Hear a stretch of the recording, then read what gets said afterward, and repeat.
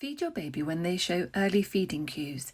These include stirring from sleep, opening and closing their mouth, turning their head from side to side, bringing their hands to their mouth and becoming restless. Crying is a late feeding cue and will make it harder to attach your baby well. Calm your baby first and then offer your breast. Feeding your baby should be comfortable, and pain during breastfeeds can be a sign that your baby does not have a good mouthful of breast. If your baby only has your nipple in their mouth, feeding might feel pinchy, and you may notice that when your baby comes away from your breast, your nipple is misshapen. Your baby won't be getting enough milk and may want to feed for long periods of time, but never seem content or settled. When you are ready to feed your baby, we use a simple acronym to help us remember how to position a baby at the breast: CHIN. C stands for close to mum. H stands for head free. I stands for inner line.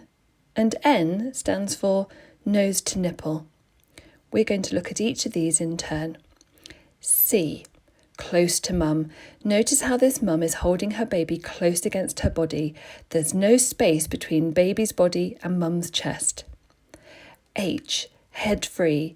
It's really important that your baby can tip his head back in order to get a deep latch. Notice how this mum is supporting baby around the back of his neck and shoulders rather than covering his head with her hand. I stands for inner line.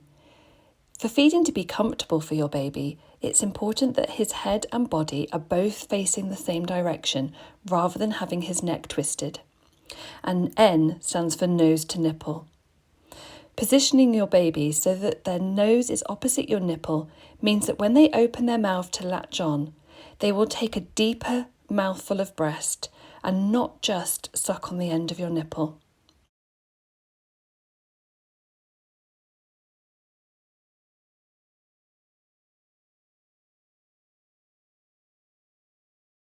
We're going to watch that again, but in slow motion. First of all, see how mum has lined up baby with her nipple pointing towards his nose. As baby feels mum's nipple brushing against his top lip, this will stimulate him to open his mouth wide.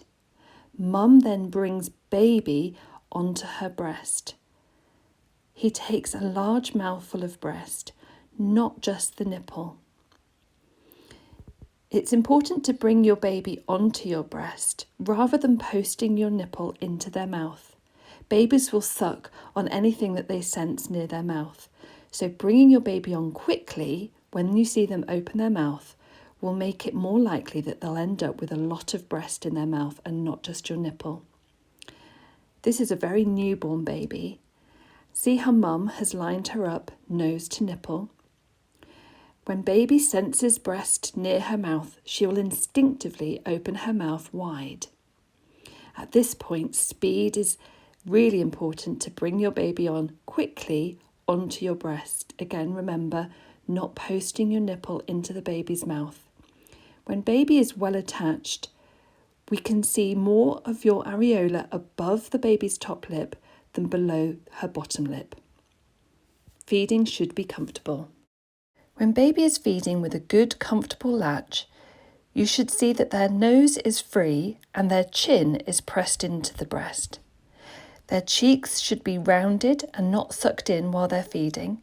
They will take long sucks and swallows with short pauses, and after the initial attachment, it should feel comfortable. There are many books and apps about feeding and caring for babies available to parents, and some contain useful information. However, no book or app will be able to tell you when your baby is hungry. Responsive feeding means watching your baby for feeding cues rather than what the clock or an app says. And the wonderful thing about breastfeeding is that it's not only a way of giving your baby milk. Offering a feed is a great way of soothing your baby, calming him when he is upset, or just having a nice cuddle and rest together. Babies that are kept close to their parents and are cared for and fed responsively cry less and have lower levels of cortisol, a stress hormone.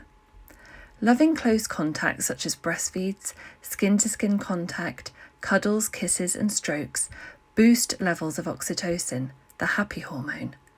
High levels of oxytocin are great for mum's milk supply help with bonding, and also acts as fertiliser for your baby's growing brain.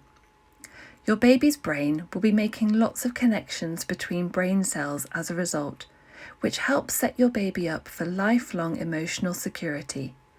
Low levels of cortisol and high levels of oxytocin help with this. Babies who have their need for feeds and closeness met consistently and quickly become secure that they are loved and cared for, and become happy babies and toddlers. Some mums will offer their baby a feed because their breasts feel full or because it suits them to feed before leaving the house. You cannot overfeed a breastfed baby, and lots of frequent feeds in the early days and weeks with a comfortable latch will mean your breasts make plenty of milk for your baby. After the first 24 hours, during which your baby might be fairly sleepy and feed infrequently, your baby will want to feed more often, and generally 8 to 10 feeds per day is normal. It is very common for babies to start cluster feeding in the early weeks when they want to feed on and off lots of times over a few hours for part of each day and seem unsettled. Many mums worry that this means that their baby isn't getting enough milk, but it's actually your baby's way of helping your supply to build. Plenty of feeds means plenty of milk. Feeds will generally last between 20 and 40 minutes, and most babies will feed from both breasts each time, so it's a good idea to always offer the second breast. If feeds are much longer than this, it may be a sign that your baby's latch could be better, so please ask for help. You will know that your baby is getting plenty of milk by watching their nappies. On days 1 and 2, your baby will pass the black, thick, tar-like poo called meconium and do 2 to 3 wet nappies. On days 3 and 4, your baby's poo will start to change to a lighter, greener colour with increasing wet nappies. By day 4 onwards, your baby's poo will be a yellow colour, and he will be doing at least 2 dirty nappies and 6 wet nappies each day. You will also know that he's getting enough milk if he is putting on weight and is generally settled between feeds most of the time. Many mums find they need support to get feeding off to a good start. Ask for help from a midwife at the Bluebell Birth Centre or your health visitor, or find a local breastfeeding group to attend in person or online. The infant feeding team here at Warwick Hospital host regular Facebook Live Q&A sessions.